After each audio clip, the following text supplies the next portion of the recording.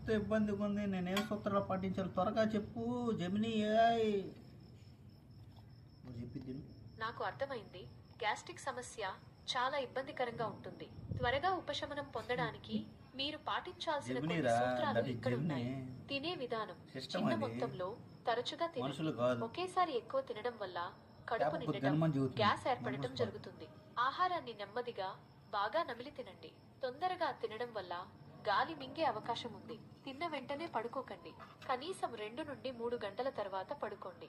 తినకూడనివి: నూనెలో వేయించిన ఆహారాలు, కారంగా ఉండే ఆహారాలు, పుల్లని పండ్లు, టొమాటోలు వంటి వాటిని తగ్గించండి. బఠానీలు, క్యాబేజీ, కాలీఫ్లవర్ వంటి గ్యాస్ ఉత్పత్తి చేసే ఆహారాలకు దూరంగా ఉండండి.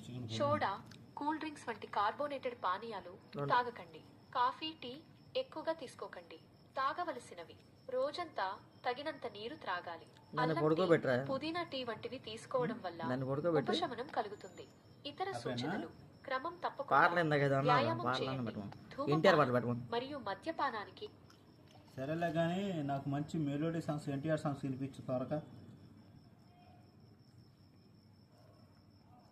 సరే, యూట్యూబ్ మ్యూజిక్ లో ఎన్టీఆర్ మెలోడీ సాంగ్స్ వినిపిస్తున్నాను.